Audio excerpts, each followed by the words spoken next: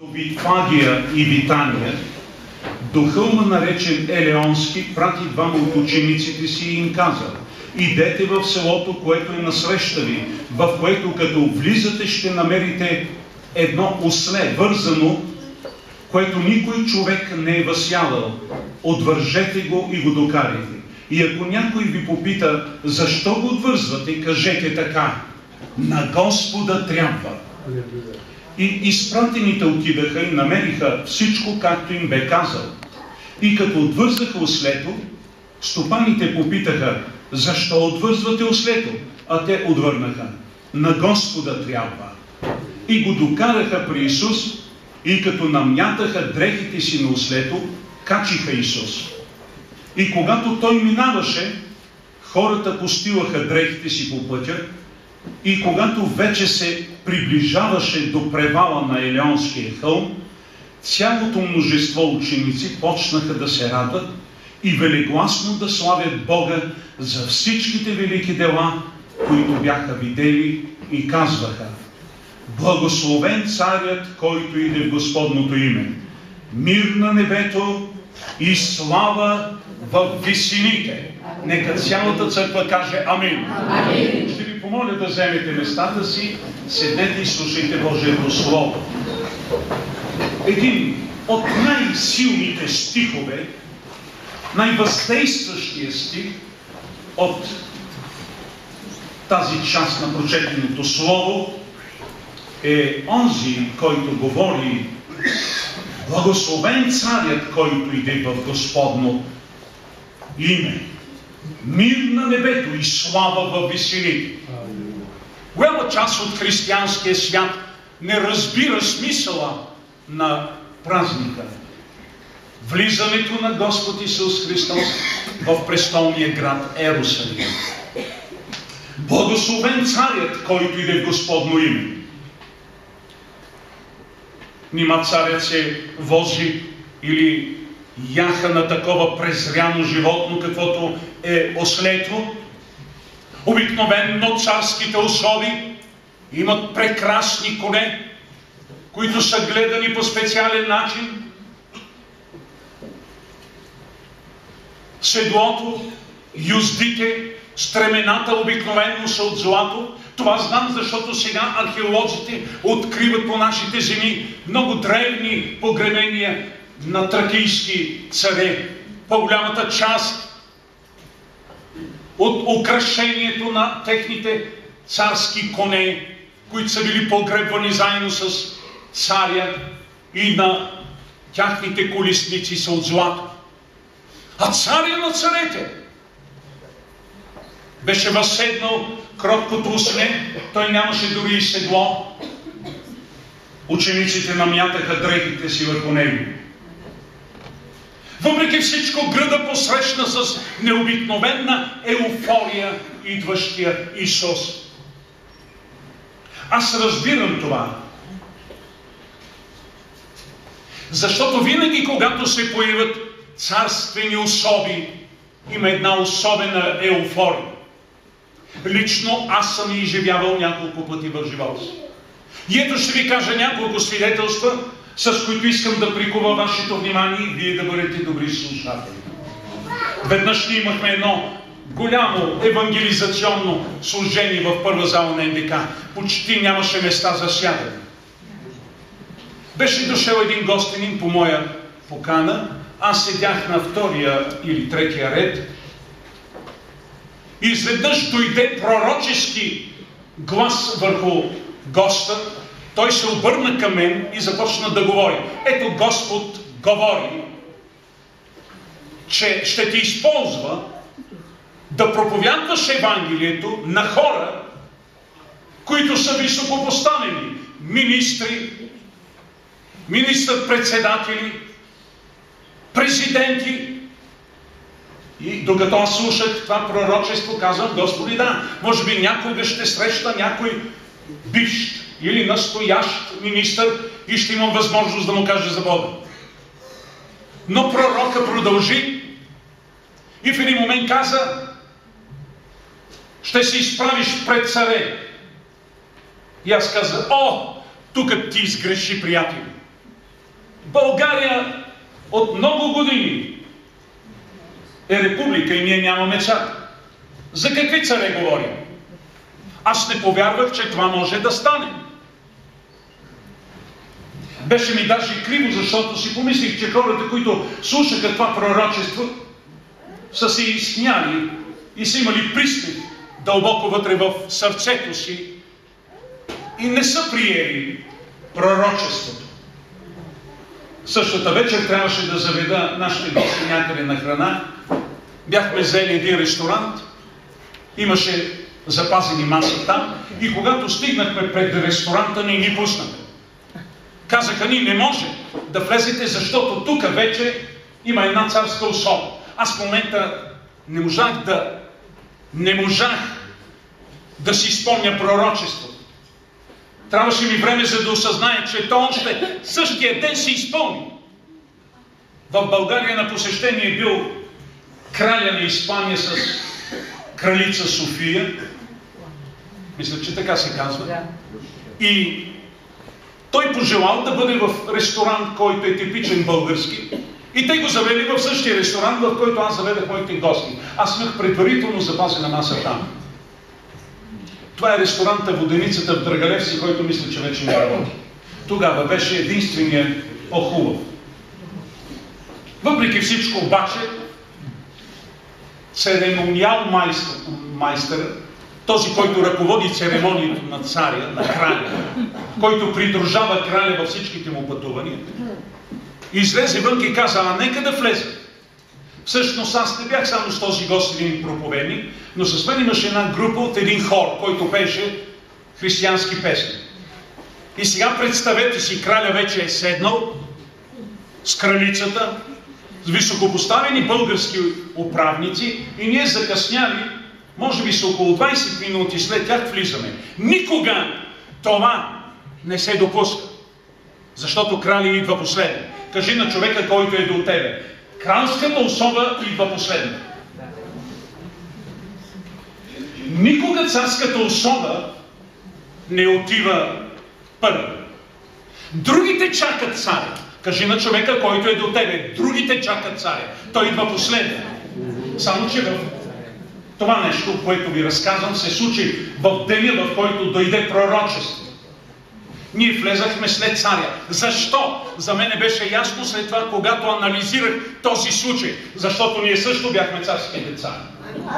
Само че в класацията ние бяхме деца на царя на царете. Докато той беше само крал на Испания.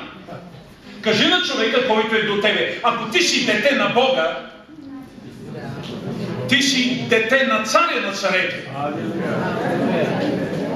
И така ние влезахме в ресторанта, седнахме тихо, като разбрахме, че има кралска особа и беше тихо, по-тихо, отколкото в нашата църква. По едно време дойде онзи, който ръководи целият церемониал около краля и каза, не може ли да изпеете нещо, защото разбра, че ние сме хора. Ние пяхме на краля и след това той мина и се поздрави с всички нас, заедно с кралицата.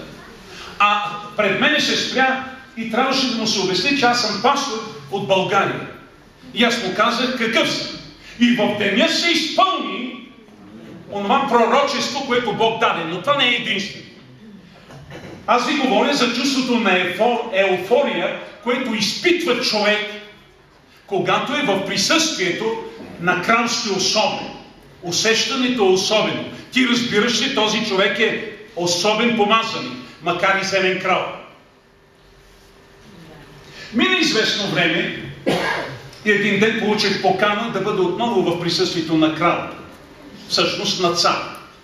Когато Симеон дойде в България, аз бях един от онези, които бяха поканени да бъдат в царския влак, който обиколи България. И на всичкото отгоре бях в съседното купе до Симеон. И ние пътувахме от гара на гара и на всички гари ентусиазирани граждани акламираха и приветстваха царя. Дошлият цар Симеон. И аз виждах тази еуфория, тази радост у хората, която ги караше да викат да се радват и да приветстват Симеон като цар. След това имах още няколко срещи с него и разговори. Така това пророчество се изпълни. Обаче, искам да ви кажа за това, което човек изпитва, когато е в близост до царски особи. То е невероятно чувство. Ти разбираш, че този човек е специален. Първото нещо, което човек желае да направи в присъствието на царска особа, е да го поздрави, да изрази по някакъв начин своето възхищение към него. И у всички има особена радост. Всичкото това, което аз съм изпитал в присъствието на тези две кралско-царски особи, е нищо с онова, което изпитаха ерусалимските жители, когато царя на царете посети този древен престолен град. Нека да се върнем в древният Ерусалим. Хората викаха: благословен царят, който иде в Господно име, мир на небето и слава във висините. Това бяха не просто викове на приветстващата тълпа.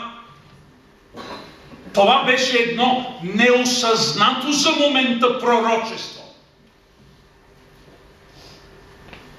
Не знае дали ще разберете това, което аз ви казвам, но не всички хора, които се намираха там и които приветстваха идващият Исус, осъзнаваха какво говорят в своето приветствие. Повечето от тях го правеха без да са го мислили преди това. Или ще нарека, те приветстваха идващия Исус неосъзнато. И в едно такова състояние те изговаряха пророчески думи. В 38 стих те го благословиха като цар, който иде в Господно име и който носи мир на небето и слава във висините. Това далеч надхвърля рамките и границите на която и да е земна империя, на което и да е земно царство. Това аз наричам пророчество. Всички, които бяха там с чисти сърца, които бяха докоснати от Божието присъствие, разбираха, че това е един необикновен човек и че неговото царство не се ограничава с земни владения, но че неговото царство владее висините и небесата. И то е без граници. Всъщност, целият видим и невидим свят, това аз наричам пророчество. Разбира се, че в Стария Завет ние виждаме случаи, в които пророчески ученици, група от пророчески ученици пророчествуват. Но ние тук виждаме огромна тълпа от граждани, жители на древният престолен град Ерусалим, да бъдат докоснати от пророческият дух на Бога и да видим едно масово, групово пророчествуване за един, който изобщо нямаше вид на цар. Той нямаше кон, нямаше юзди, нямаше седло, нямаше царски одежди, той не носеше корона, той нямаше свита, той нямаше армия, той нямаше група от царедворци, той нямаше нищо. 12 бедни обикновени галилейски рибари следваха смутено след него, а тълпата го акламираше като цар. Те не можеха да направят това, ако нямаха пророческото видение. Те даже и не го съзнаваха, но викаха, посрещайки царя на царете и господаря на господарите. Затова, когато Бог ми даде да чета това слово, и повярвайте ми, никъде не съм го прочел, никой не ми го е казал, аз разбрах момента и важността на този велик празник. Това беше едно масово, неосъзнато пророчество. Тълпата пророчествуваше.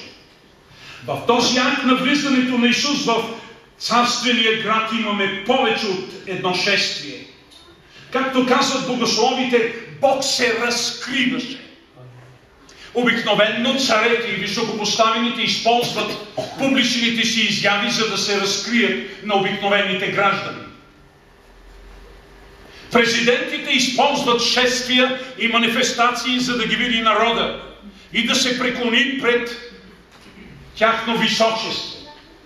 Царе и крале използват масови празници и случаи, за да се изявят и да бъдат припознати като такива. В случая на влизането на Исус в Ерусалим, ние виждаме разкриването на Бога пред хората. На Него, на нашия Спасител, не му бяха нужни царски атрибути, за да бъде припознат като цар. Бог се разкрива. Царството на Бога се разкрива. Това означава, че Божието царство се разбира в смисъл, че се отнася до саморазкриването на Бога и Неговото динамично владичество, което обхваща целият видим и целият невидим свят. Открива ни се, че Той, Исус, Царят, е върховен владетел не само в Ерусалим, не само в Галилея, не само в Ханаан, не само на това място там,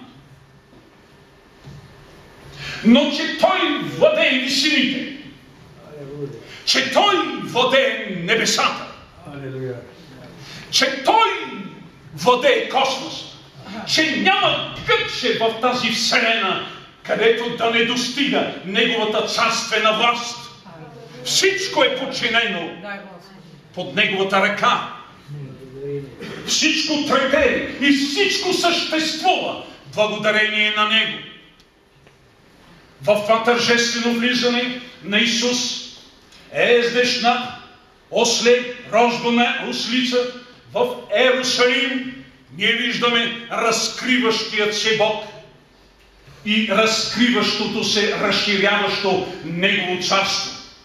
До този момент ерусалимските жители вярваха, че владичеството на Давидовия син ще обхване само тези територии, върху които те имаха претенции, че те са територии на тяхната държава. Бог далече надхвърли представите на хората. Бог царува във видимия, но и в невидимия свят.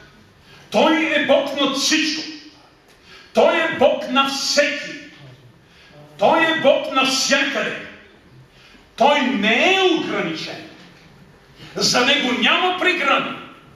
За Него няма невъзможни неща. За Него няма недостигнати територии. За Него няма необхванати територии. Причината за особената радост на посрещащата го тълпа ще открием в пророческото осъзнаване на елементите на Божието царство. По пророчески път посетената от Бога тълпа осъзна какво следва от саморазкрилия се Бог. Исус като цар и Бог. Ето какво се изостри в духовната чувствителност на Исусовите посрещачи. Ние откриваме там признаците на Божието царуване. Най-ясно те са ни открити в Стария Завет. Там са предречени най-вече от пророк Исаия и особено в Исаия 9 глава и там от 2 до 7 стих, където се казва: народът, който ходеше в тъмнина, видя голяма светлина. На онези, които седяха в земята на мрачната сянка, им изгря светлина. Умножил си народа, увеличил си радостта му, радват се пред теб, както се радват във време на жетва, както се радват, когато делят плячка, защото ти си изтрошил, както в деня на Мадиан, тежкият им хомот, тоягата на плещите им и бича на огнетителят им, защото всеки бутуш на обутият воин, шума и облеклата, валени в кръв, ще бъдат за изгаряне гориво, за огън. Защото ни се роди дете, син ни се даде, и управлението ще бъде на рамото му, и името му ще бъде чудесен съветник, Бог могъщ, Отец на вечността, княз на мира.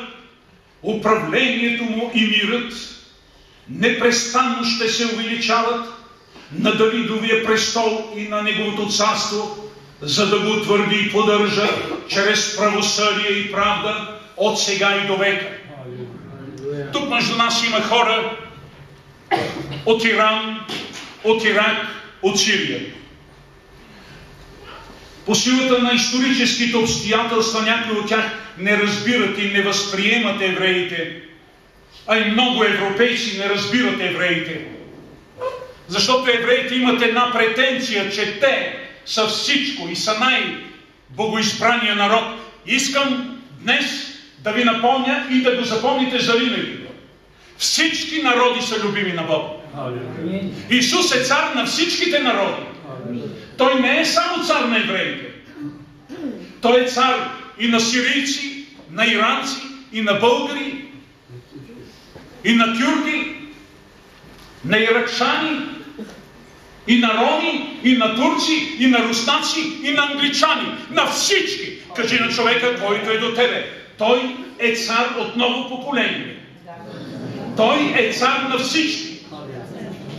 Когато народа, който го посрещаше, осъзна, че той е цар на всички, радостта им бе голяма. Вие разбирате ли защо? Защото това е началото на премахването на насилието между народите, на омразата между народите. И то е ясно казано от пророк Исаия в 4 стих, където се казва, защото ти си строшил, както в деня на Мадиан, тежкият им хомот, тоягата за плещите и бича на огнетителя, защото всеки бутуш на обутият воин в шума и облеклата, валени в кръв, ще бъдат за изгаряне. Защо? Защото Исус е князът на мира. Днес света е в постоянна битка. Или тук, или там има огънят на войната. Най-голямото бедствие за народите. Войната причинява и глад, и мъки, и страдания. Народите воюват един срещу друг. Когато се възцари Божието царство, няма да има вече войни, няма да има оръжия, няма да воюваме един срещу друг. Ще бъде възстановен вечен мир, защото Той е княз на мира. Когато всички народи имат един цар, тогава няма за какво да воюваме. Кажи на човека, който е до тебе, няма да воюваме. Днес се чувства напрежение. Уважаеми сестри и братя, за да разберем Божието царство, трябва да открием 5 главни теми, които дават ясно видими характеристики и белези на Божието царство. Тъй като пресече 2000 години, откакто Исус е дошъл и възстановил, обявил себе си за цар на царете и е такъв, и е обявил своето царство, ние понякога залисани не виждаме белезите на Божието духовно царство. Ето белезите на Божието царство. Във 2 стих от 9 глава на Исаия се казва, че един от белезите на Божието царство е светлина. И там, във 2 стих, на 2 пъти се повтаря за Божията светлина. Тя, светлината, е символ на Божието присъствие. Когато един човек повярва в Исуса и Бог промени живота му, той е огрян от Божията светлина. Втория белег на Божието царство е радост. Не може да си дете на Бога и да нямаш радост. Когато царя е близо до теб, ти изпадаш в духовна еуфория и ти славословиш царя с голяма радост. Третия белег е избавление от потисничество. Исус и днес избави от потисничество. Той е приятел на потиснатите. Той е приятел на експлоатираните. Той е защитник на онеправданите. Той пази вдовицата. Той е на страната на бедния и на слабия. Той е защитник на всички слаби. Всички гонени и преследвани. Четвъртият белег е мир, за който четем в стих 5. Оръдията на войната ще бъдат унищожени. Той е князът на мира. В 7 стих се казва: и мирът непрестанно ще се увеличава. Един съвременен учен е изследвал, че действително намалява насилието. При все, че сме свидетели непрекъснато на изключително много насилие. Въпреки всичко, насилието бавно, но сигурно намалява до един момент, в който то ще престане напълно. Правосъдие, което не е нищо друго, освен справедливост и правда. Това е четвъртият, това е петият и последен белег, който днес ще ви дам, който е характерен белег на Божието царство. Справедливост. В Римляни 1 глава 17 стих се казва: Божието царство не е ядене и пиене, а правда, сиреч справедливост, мир и радост в Святия Дух. Уважаеми, където има царе, там има и летописи. Летописите са тези, които описват царствените дела. Историята знае и помни делата на славни царе. Александър, Наполеон, Симеон Велики, нашия цар. Но има само един неповторим, недостижим, съвършен, величествен цар. И това е Господ Исус Христос. Чрез Исус царя дойде на земята не само като царско присъствие. С Исус дойде и божественото присъствие. То е много по-ценно и велико. Много от великите царе на земята са се опитвали да подражават на царя на царете, но не са успявали. Ето, например, Александър Македонски спечели всички битки, но загуби битката със смъртта. Исус е царят, който е победител във всички битки, дори победител над смъртта. Наполеон казва: Александър, Цезар и аз с оръжие и с война спечелихме света, но по пътя на насилието, по пътя на оръжието. Исус Христос превзе света с любовта си. И днес има милиони християни, които са готови да жертват живота си за Него. И на небето, и на земята. Царството му е несъкрушимо и вечно. Царството му е справедливо. Царството му е прогласено на целия свят. Царството му не разделя, а обединява. Той изселява, освен душите на хората и телата. Той помага на бедни, куци, сакати, слепи и неоправдани. Божието царство носи изцеление, радост, мир, справедливост, свобода.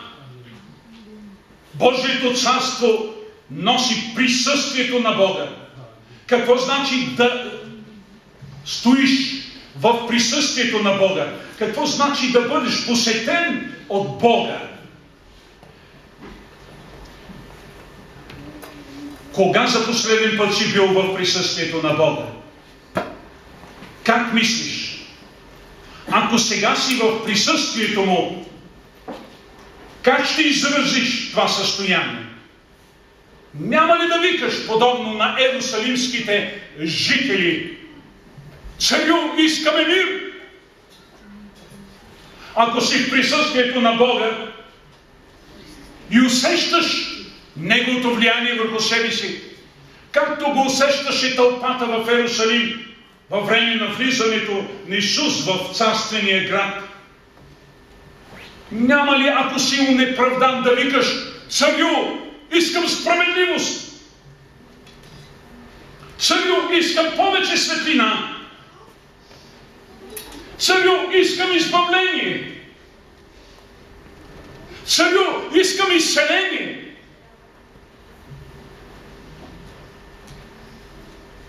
В 39 стих, 19 глава от Лука, фарисеите викаха на Исус: смъмри учениците си, защото те не искаха да слушат тези викове, с които се разбираше, че Исус не е просто един посетител, един необикновен, макар посетител на древния град, а че Той е обожаван от Неговите ученици, че Той е припознат като царя на вселената, че Той е припознат като царя на царете, че Той е припознат като Бог.